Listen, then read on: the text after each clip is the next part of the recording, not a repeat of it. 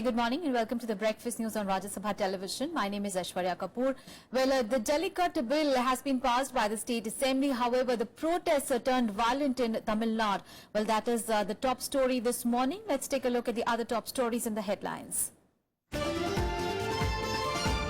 Election Commission not to union budget on February 1st, but with riders. Poll body asks Finance Minister to not announce schemes or refer to achievements in polling states. Nomination for the third phase of elections in Uttar Pradesh to begin today. Last day of nominations for phase 1 polling that will take place on 11th of February. Tamil Nadu Assembly unanimously passes Jallikattu bill. Police vow to crack down on anti-social elements fanning violent protests. DMK demands judicial probe into the alleged police excesses. And US President Donald Trump fulfills election campaign promise, signs executive order withdrawing from Trans-Pacific Partnership trade deal.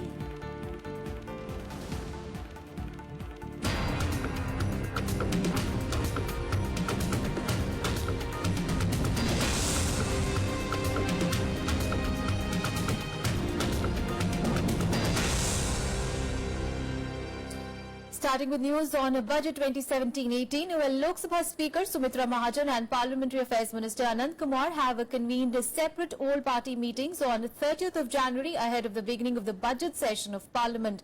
Well, the meetings have been called to ensure smooth conduct of proceedings and to also know the issues that various parties wish to raise during the session.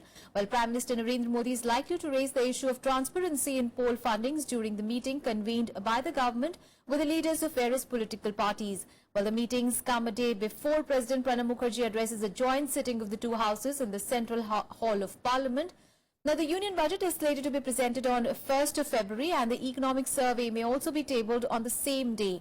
The first half of the session will be a short affair and will end on 9th of February as it is being held in the middle of assembly polls in 5 states. And the second half of the session will begin on 9th of March and will conclude on 12th of April.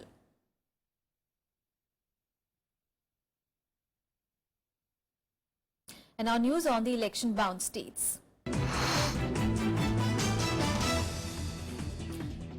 Well, the Election Commission last night gave its nod to the centre to present the union budget on 1st of February ahead of the assembly polls. But the poll body said that no schemes related to these poll-bound states can be announced and the Finance Minister's speech should not refer to the government's achievements in these states. It also reminded the government of a 2009 advisory which said vote on account instead of a full-fledged budget is presented ahead of elections as per convention.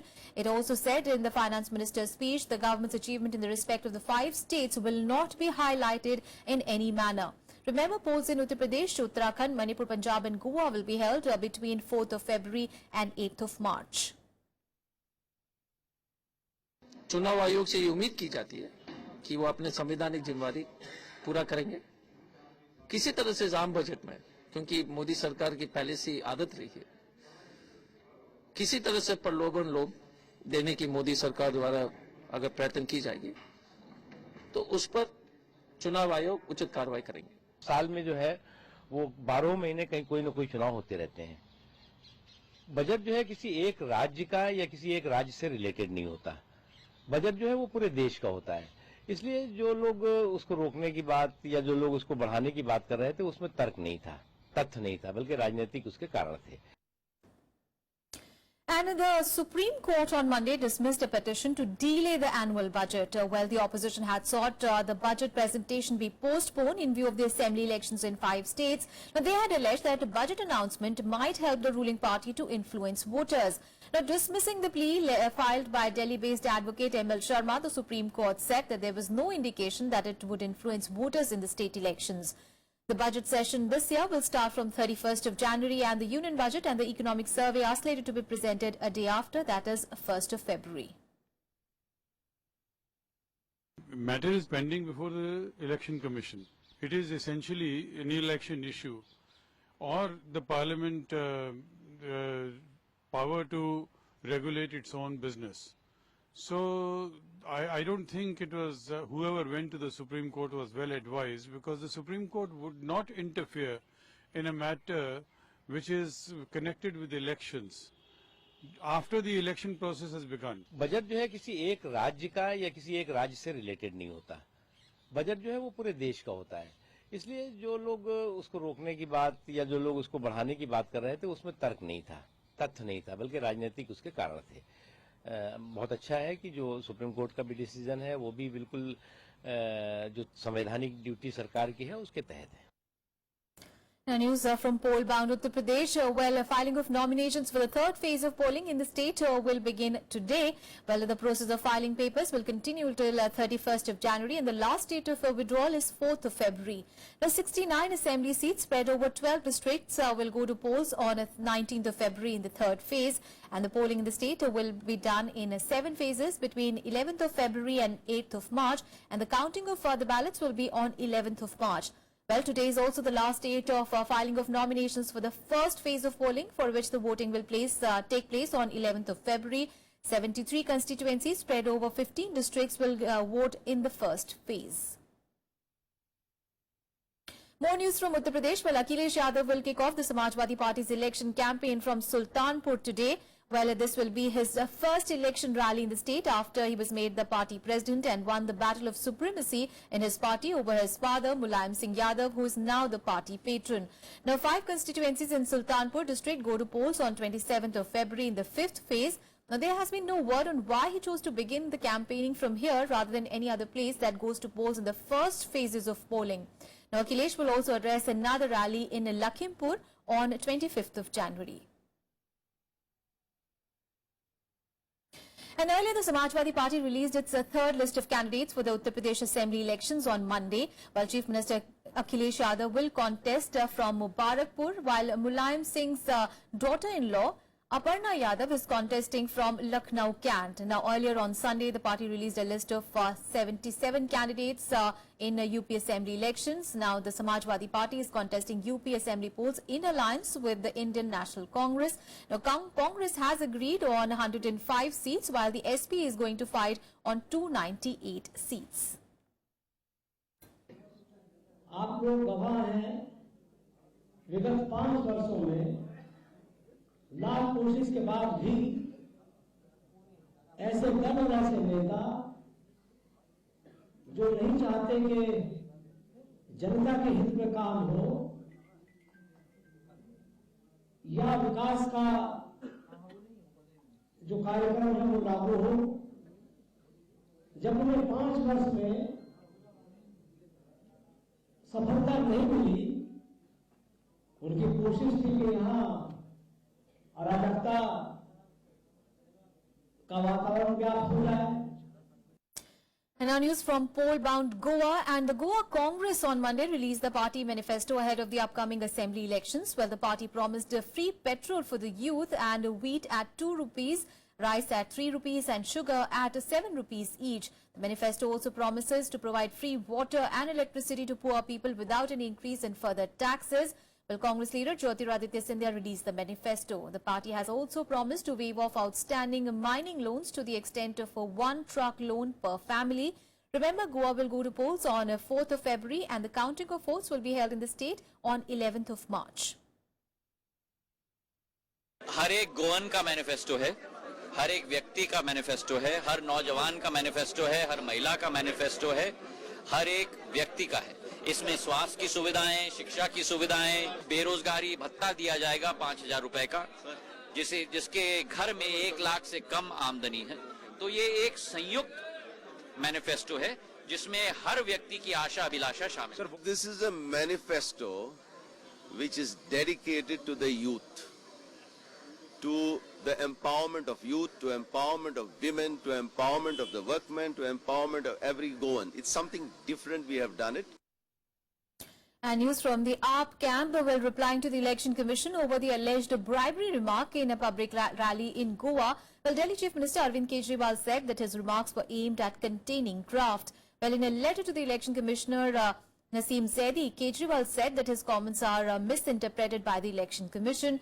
Kejriwal also sought a review of the EC's order to allow him to repeat the comments and asked the poll panel to make him the brand ambassador to put an end to bribery in elections. News from Punjab now. Well, Home Minister Rajnath Singh will campaign for BJP candidates in Punjab from today. Well, during his two-day campaign visit, Rajnath Singh will be campaigning in Abohar, Fazilka, Firozpur, Pathankot, Mukerin and Rajpura Assembly constituencies. Now, Singh will face the assembly elections in the state will be held on 4th of February, where the incumbent BJP SAD alliance is looking to get a third straight term. A total of 1,146 candidates are in the fray for Punjab Assembly post, which is set to witness a three-cornered contest between SAD BJP, Congress and the new entrant Aam Aadmi Party.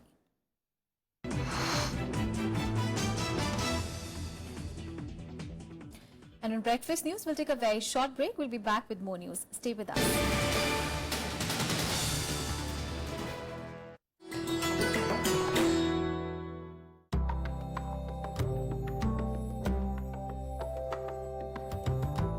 The art of painting comes to us from the prehistoric period.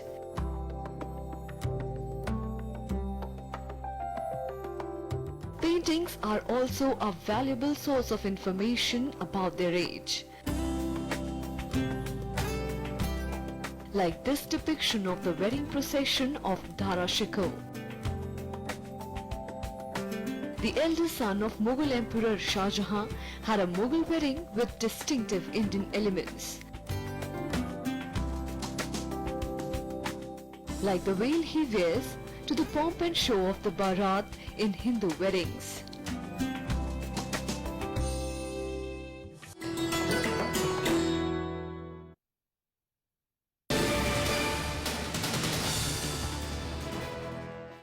Thanks for staying with us. Well, in a major setback to former CBI Chief Ranjit Sinha, the Supreme Court constituted a special investigation team to look into the prima facie allegations against him of misusing power in the coal scam cases. Well, current CBI Director Alok Verma will head the investigations. The three-judge bench said that the panel headed by former CBI Special Director ML Sharma has prima facie indicted Sinha for allegedly influencing the coal scam cases.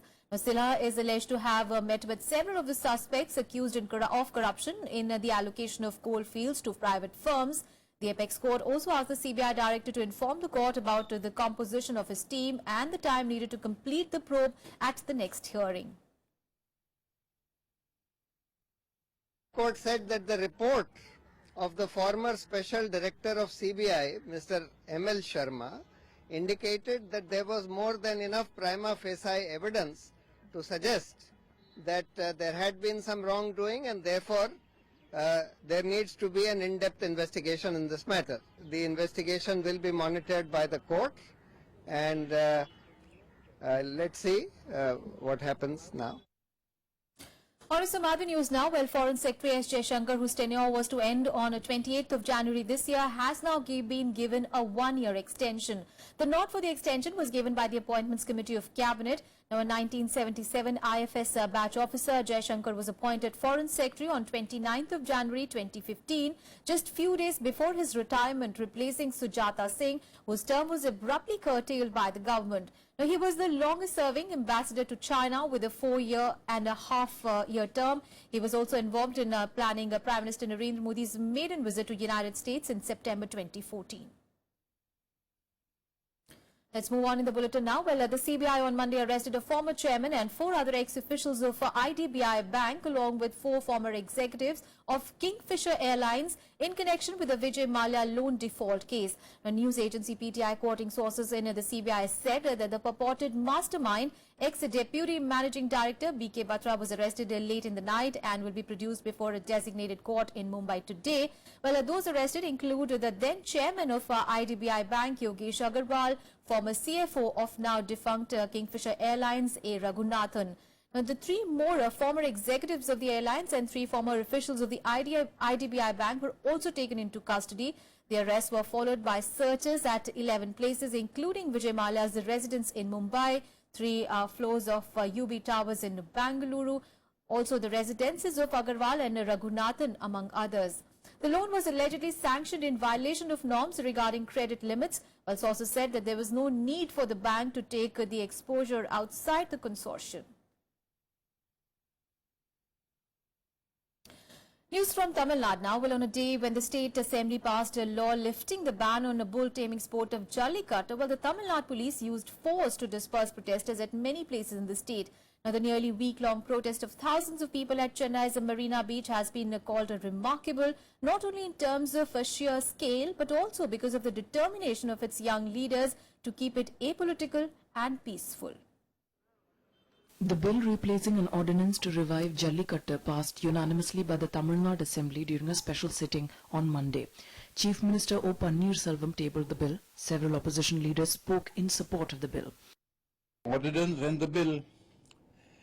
If the bill tries to remove some of the features which the Supreme Court pointed out, which cause cruelty to the bull, then there's a question whether they can go against the Supreme Court judgments.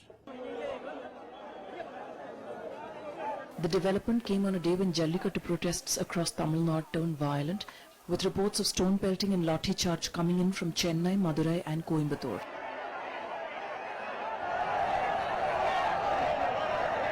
State police tried to reclaim the Marina Beach shoreline 2 days before the Republic Day event. They are beating the people heavily. They are throwing us. They are pulling us. They are pushing us. Police. They are not behaving well. This was a very peaceful crowd. This crowd knows all the ethics and they know all the principles. Okay, they were very silent. And what happened is suddenly the police just crashed into the crowd, and I don't know what the police are thinking in their mind. They don't know the ethics of crowd management, and they don't have the basic ethics to handle people.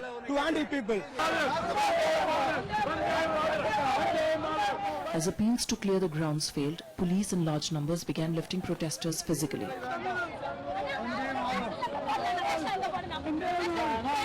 They managed to clear the grounds, with the district administration claiming they have the venue under their control. I should say that despite the gravest provocation, our police officers consistently fought and ensured that the minimum force was used to prevent any more violence and damage and to ensure the safety and security of the public. I would reiterate here that stringent action will be taken on all these anti-social elements we are identifying, and any more such violence will be dealt with firmly. Our police force has stand very legitimate here. We explain them what is the reality, because a lot of people are creating rumor. This is a kind of temporary law, the ordinance. After 2 days they will not be allowed to do that. So many people with some intention, bad intention, they have created confusion. We wanted to clear the confusion. Despite promulgation of the ordinance lifting the ban on Jallikattu, protesters pledged to carry on the agitation till a permanent solution was found. Political parties appealed to people to call off their agitation, even as some condemned police action. I have no problem with the youth. I have full sympathy for the youth and also for other people from art and literature and other walks of life who are genuinely feeling that this should be allowed. It's a native sport and it should be allowed. But these people are trying to politicize. That's why I appeal to all these youngsters, please call off the agitation, resume your studies. The government of the day, led by Sri Pannirselvam, has taken necessary action, and once at an appropriate time, what else can be done to respect the sentiments of the people, that also will be kept in mind. There must be leaders who are spearheading the campaign, and state government should talk to them and try to convince them and find a solution. And instead of that, state government should not engage police and resort to any police action and police serious action against the agitators. The police say 90% of protesters at Marina Beach have been evacuated. About 20 policemen have been injured in Monday's clashes. The centre also sought a report from the state government over the violence. The DMK, however, alleged police excesses. Working President M.K. Stalin met the governor and urged him to set up a judicial commission to probe the matter. The Madras High Court also directed the Tamil Nadu DGP to ensure safety of the public and pro-Jallikattu protesters.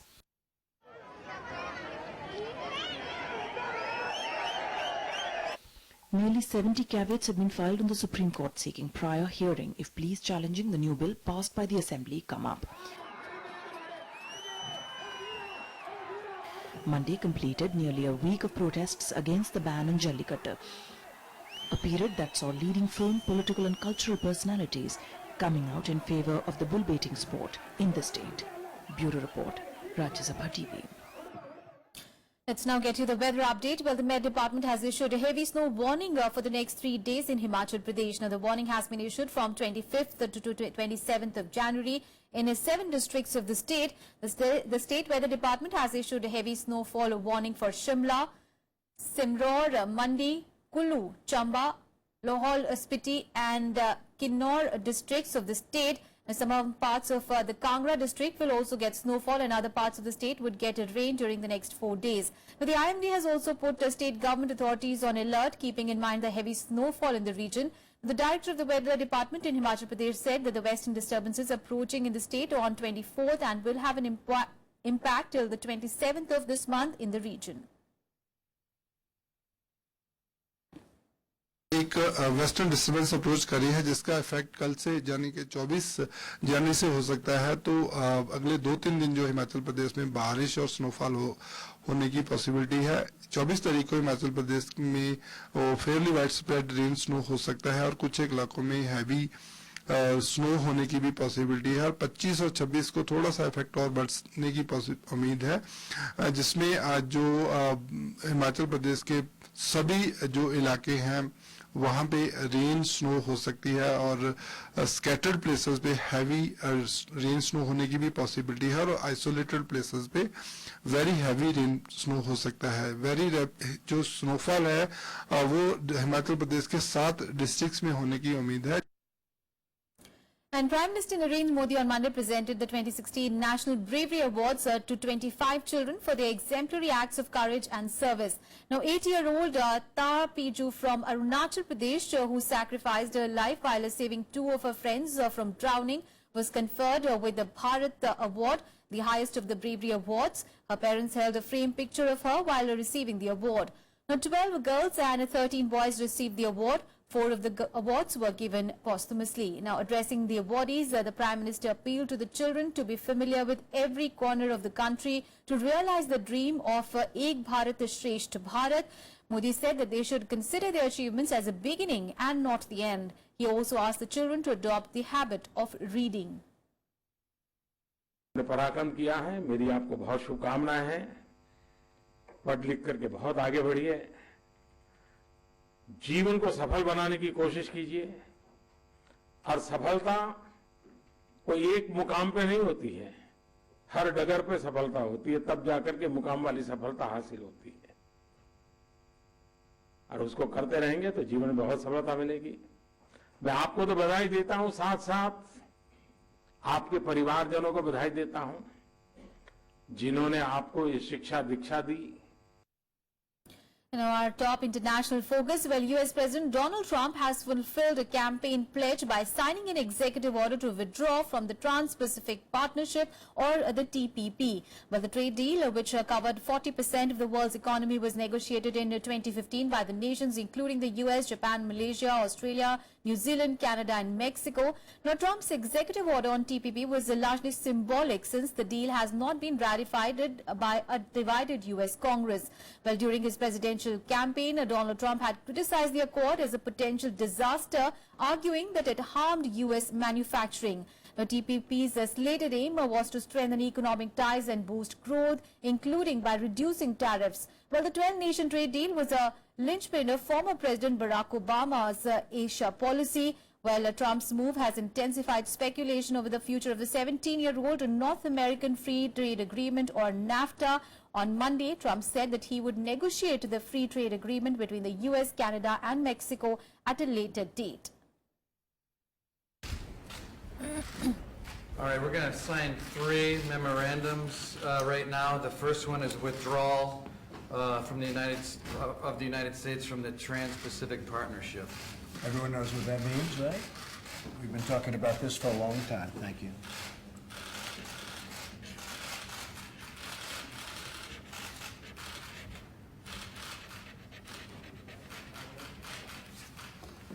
Okay.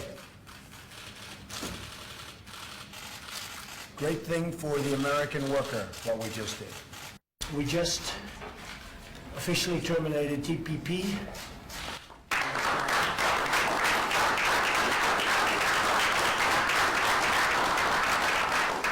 And just signed a document, very powerful document. And we're going to have trade, but we're going to have one-on-one. And if somebody misbehaves, we're going to send them a letter of termination, 30 days, and they'll either straighten it out or we're gone. Not one of these deals where you can't get out of them and it's a disaster. Well, China is looking for opportunity as the US has, in fact, left TPP. Well, with this, we come to an end of this edition of news. Thanks for watching.